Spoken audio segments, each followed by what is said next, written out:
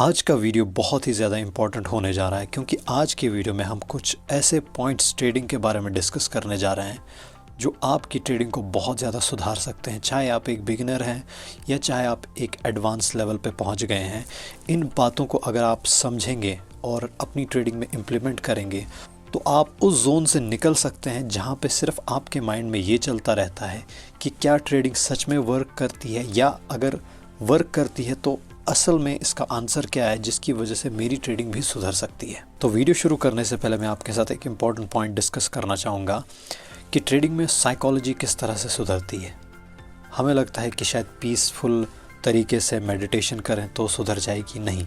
इसका सबसे बड़ा रीज़न है जब आपने अपनी स्ट्रैटेजी को मेंटेन करके रखा है, रेगुलरली उसको फॉलो कर रहे हैं, इसकी वजह से आपकी साइकोलॉजी भी धीरे धीरे करके बढ़ती है। लेकिन अगर आपकी स्ट्रैटेजी डाउन हो जाए किसी रीज़न की वजह से, यानी आप एक स्ट्रैटेजी पे दूसरी स्ट्रैटेजी, दूसरी से तीसरी पे आप स्विच करते जा रहे हैं, इसकी वजह से जो आपकी साइकोलॉजी की लेवल भी है वो धीरे धीरे करके डाउन होती है क्योंकि आपको रिज़ल्ट नहीं मिलते चेंज करने से स्ट्रैटेजी।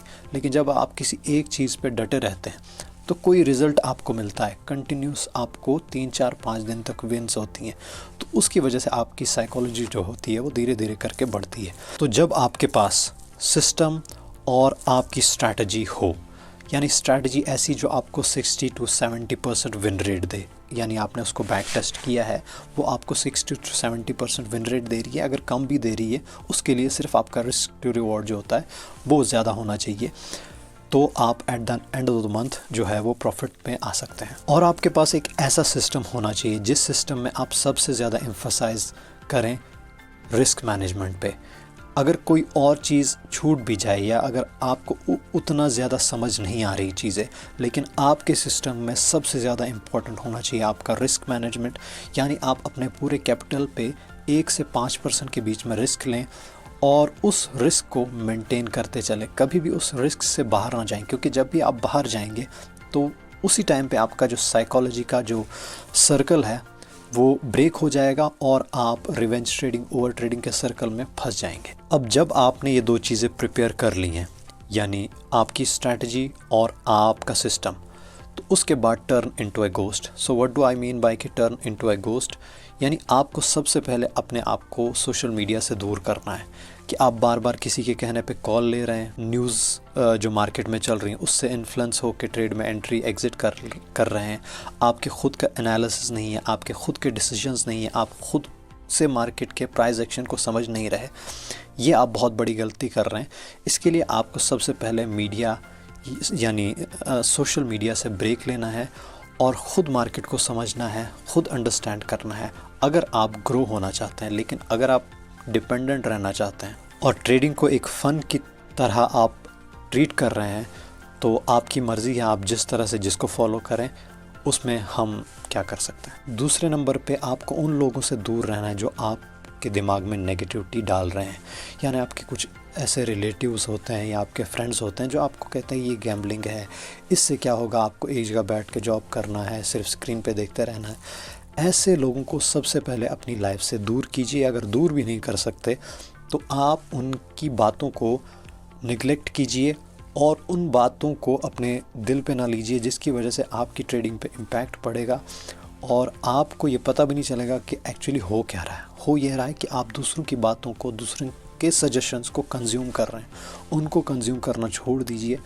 अपनी स्ट्रैटेजी, अपने खुद के जो आपका बिलीव है खुद पे, जो आप कर सकते हैं मार्केट में, उस पे सिर्फ बिलीव रखिए। और तीसरे नंबर पे एक हार्श ट्रुथ है ये कि आप YouTube की स्ट्रैटेजीज़ जो हैं उनको देखना छोड़ दीजिए। जी हाँ, आपने सही सुना कि YouTube की जो स्ट्रैटेजीज़ हैं उनको देखना छोड़ दीजिए, क्योंकि जितनी ज़्यादा आप स्ट्रैटेजीज़ को देखेंगे, सीखेंगे, समझेंगे, उतना आपका दिमाग जो है वो कंफ्यूज हो जाएगा और एट द एंड जब आपको ट्रेड लेने की बारी आएगी तो आप सही तरीके से कोई एक स्ट्रैटेजी एग्जीक्यूट कर ही नहीं पाएंगे, या आपको लगेगा कि यहाँ पे भाई वो स्ट्रैटेजी करनी थी, वहाँ पे वो स्ट्रैटेजी एग्जीक्यूट करनी थी। इसी के चक्कर में ना आपकी पूरी ट्रेडिंग जो है वो एक तरह की ना वो वायर की तरह ना वो उलझी रह जाएगी।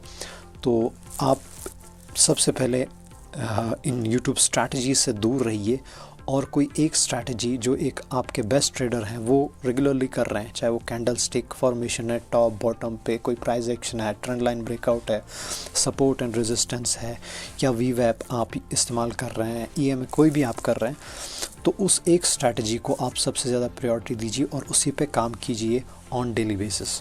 और सिर्फ एक मंथ के लिए आप सिर्फ एक स्ट्रैटेजी रखिए, no over trade, no revenge trade, और पूरा एक रिस्क मैनेजमेंट को आप सबसे ज़्यादा फोकस कीजिए, क्योंकि आपको कभी कभी आएगा दिमाग में कि मेरा इतना प्रॉफिट होना था, शायद कम हो गया, या इस तरह से ट्रेड लेनी थी, मैंने गलत तरीके से ले ली।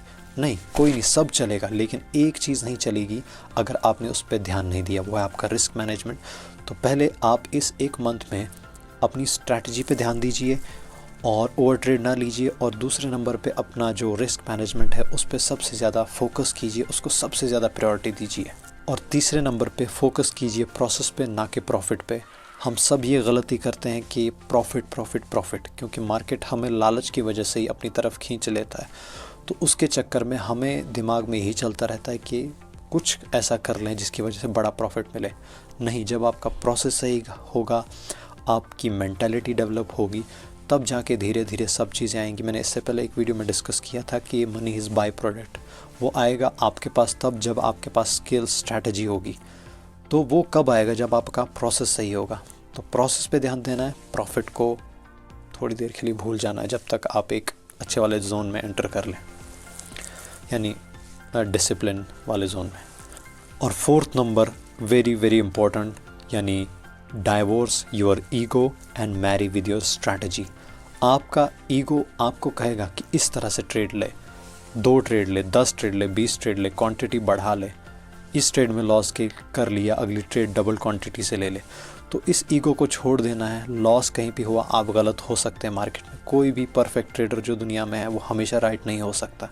तो ख़ुद को, ईगो को उस टाइम पे आप साइड में रखिए और अपनी स्ट्रैटेजी को प्रायोरिटी दीजिए कि मेरी स्ट्रैटेजी ने आज काम नहीं किया, कोई बात नहीं, अगली बार जब काम करेगी तब आज के दिन का लॉस और प्रॉफिट और प्रॉफिट, यानी 1:3 या 1:4 तक भी आपको आपकी स्ट्रैटेजी देगी।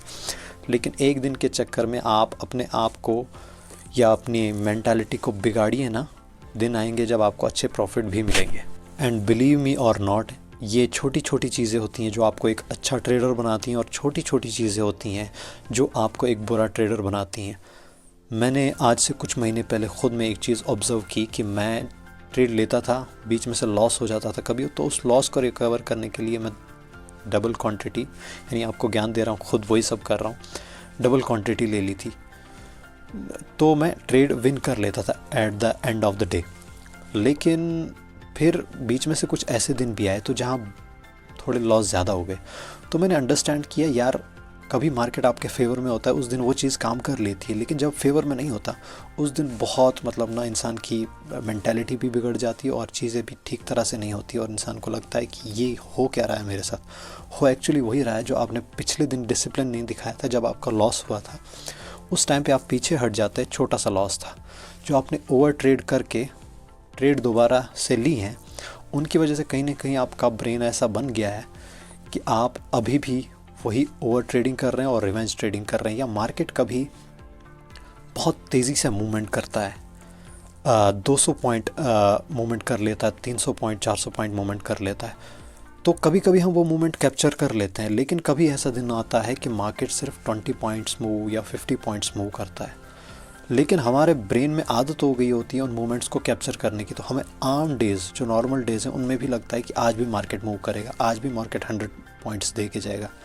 ऐसा नहीं होगा। आप अपनी स्ट्रैटेजी में यही ध्यान रखिए कि डेली बेसिस पे, यानी 70% off the times market is sideways. तो अगर market 70% off the times sideways है तो मुझे एक ऐसी स्ट्रैटेजी चाहिए जो मुझे 20 पॉइंट्स, 30 पॉइंट्स, 40 पॉइंट्स दे।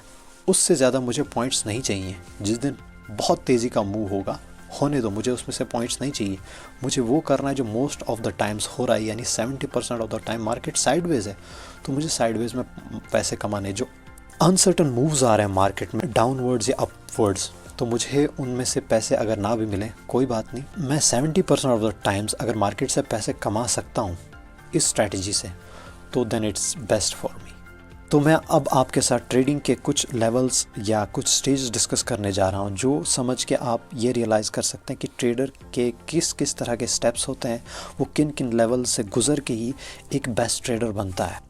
तो पहला स्टेज वो होता है जहाँ पे एक ट्रेडर जो होता है वो स्ट्रैटेजी को सीखता है, समझता है और रिपीटेडली उसको प्रैक्टिस करता है। लेकिन हम ट्रेडर जो होते हैं, ख़ासतौर पर इंडियन ट्रेडर्स, वो स्ट्रैटेजीज़ को ज़्यादा बैक टेस्ट नहीं करते। वो जस्ट बिकॉज ऑफ लोगों के प्रॉफिट देख के मार्केट में आ जाते हैं और पूरे अपने कैपिटल को लगा देते हैं, जिसके चक्कर में लॉस होता है और फिर कहते हैं कि ट्रेडिंग पूरी गैम्बलिंग है। लेकिन गलती हमारी है, हमने कोई स्ट्रैटेजी को अच्छे से बैक टेस्ट नहीं किया, प्रैक्टिस नहीं की और उस एक चीज़ में महारत हासिल नहीं की जिसकी वजह से हम मार्केट में सर्वाइव कर सकें। तो गलती पूरी तरह से हमारी ही होती है, मार्केट को हमें कोसने की कोई ज़रूरत नहीं है। दूसरे स्टेज पे ये ट्रेडर जो होता है वो प्रॉफिट करने शुरू कर देता है, लेकिन इन प्रॉफिट्स को हम लक के प्रॉफिट्स भी कहेंगे कि बिगनर्स लक वहाँ पे चल जाता है। तो उन सब चीज़ों से दिमाग भी ख़राब होता है, लेकिन अभी हम वो बातें डिस्कस नहीं करेंगे। तो इसके बाद जो तीसरा स्टेज आता है, इसमें ये एक स्ट्रीक में चला जाता है, उसमें जहाँ ये बार बार लॉस करता है और ड्रॉ डाउन आ जाता है, इसकी पूरे ट्रेडिंग का अकाउंट कभी वाइप आउट हो जाता है या 50% कैपिटल चला जाता है। तो ये बड़ा फ्रस्ट्रेटिंग फेज़ में चला जाता है ट्रेडर। उसके बाद जो फोर्थ स्टेज आता है, इसमें ये अपनी स्ट्रैटेजी के साथ थोड़ी ईमानदारी दिखाता है। इसको लगता है कि भाई यहाँ वहाँ घूम के क्वांटिटी बढ़ा के कुछ होने वाला नहीं है, तो मैं एक ही स्ट्रैटेजी के साथ रहता हूँ। लेकिन जब ये स्ट्रैटेजी में काम करता है तो इसको लगता है कि ये स्ट्रैटेजी भी काम नहीं कर रही, तो ये कहीं ना कहीं लॉस करता है पहले दिनों में, या 50% लॉस होता है, 50% प्रॉफिट होता है। तो ये एक इमोशनल पेन से गुजरता है इस स्टेज में, लेकिन सर्वाइव कर जाता है जो इस स्टेज में, वही आगे बढ़ता है। लेकिन मोस्ट ऑफ द टाइम्स मुझे लगता है कि सब लोग इस स्टेज में टूट के बिखर जाते हैं, या जो इससे पहले वाला स्टेज है जहां आप इमोशनल पेन से गुजर रहे होते हैं लॉस की वजह से, वहां पे आप पूरी तरह से अपनी ट्रेडिंग को छोड़ के चले जाते हैं। उसके बाद जो सिक्स्थ स्टेज आता है, इसमें एक ट्रेडर फिर से प्रॉफिट करता है, लेकिन इस बार वो with proper technique and proper risk to reward उसके प्रॉफिट्स होने शुरू हो जाते हैं। सेवन्थ स्टेज पे क्या होता है, ये 2 और 6 जो स्टेज हैं उनको रिपीट करता है। यानी 2 स्टेज में भी इसने प्रॉफिट किया था just by luck, and 6th stage में भी इसने प्रॉफिट किया था बट विथ प्रॉपर टेक्निक। लेकिन जो दूसरा स्टेज था उसमें जो इसने प्रॉफिट किया था उसमें बड़े लॉस होते थे, छोटे प्रॉफिट। लेकिन ये जो 7th स्टेज है, इसमें इसके जो लॉसेस हैं वो छोटे हैं और जो प्रॉफिट्स हैं वो इसके बड़े हैं। उस प्रॉफिट में और इस प्रॉफिट में यही फ़र्क है। तो इन चीज़ों को रिपीट करता है, बस इसमें से एक चीज़ जो होती है वो निकल जाती है, वो है बड़े लॉसेस। और जो 8th स्टेज होता है, इसमें ये फुली इक्विप्ड होता है विद स्ट्रैटेजी। नो, बिल्कुल गलत। With equipped with mentality, psychology, discipline, इसको खुद पे कंट्रोल आ गया होता है। इसी स्टेज के बाद एक ट्रेडर का जो अकाउंट है वो बढ़ना शुरू हो जाता है, और यही वो स्टेज है जहाँ पे हर एक ट्रेडर पहुँचने की कोशिश करता है। लेकिन हम सब गलती करते हैं कि हम स्ट्रैटेजीज़ के पीछे भागते हैं, जिसकी वजह से हम इस स्टेज तक नहीं पहुँच पाते हैं। तो एक बहुत बड़ा ट्रुथ अबाउट मार्केट, जिसको हम शायद अच्छे से समझ नहीं पा रहे हैं, लेकिन इट इज़ रियलिटी। ये बिज़नेस टुडे की न्यूज़ थी, सेबी की भी थी, एंड ज़ीरोधा के जो CEO हैं नितिन कामत, उन्होंने इंटरव्यू में कहा था कि 97% of the people lose money in the stock market, ख़ास तौर पर इन इंट्राडे। तो हमें तो कहा गया था कि 95% या 90% लॉस मनी इन मार्केट, लेकिन न्यूज़ आई है कि 97% जो हैं वो लॉस करते हैं, और उसमें भी 70% ट्रैफिक है वो उन लोगों का है जिन्होंने ऑलरेडी लॉस कर लिया है मार्केट में। अब वो रिकवरी के लिए, रिवेंज के लिए आ रहे हैं मार्केट में, फिर से लॉस कर रहे हैं, फिर से आ रहे हैं, फिर से लॉस कर रहे हैं। तो उनका जो ये रिकवरी और रिवेंज का जो सफ़र है वो ख़त्म नहीं हो रहा, और वो पूरी ज़िंदगी शायद रिवेंज ट्रेडिंग और रिकवरी ट्रेडिंग ही करते रह जाते हैं। तो इट्स वेरी सीरियस इशू। अगर इतनी ज़्यादा लेवल है लूज़र्स की, तो हमें ख़ुद को साइकोलॉजिकली, मेंटली और इमोशनली और फियर एंड ग्रीड को ख़ास तौर पर कंट्रोल करने की बहुत ज़रूरत है। हमेशा इंसान को लालच से नहीं चलना चाहिए। हम इन द बिगिनिंग मार्केट में इसीलिए आते हैं क्योंकि हमें लगता है बहुत इजी मनी है और बहुत ज़्यादा मनी है, लेकिन अनफॉर्चुनेटली ऐसा नहीं है। इजी भी नहीं है और बहुत सारा भी नहीं है if you are a beginner.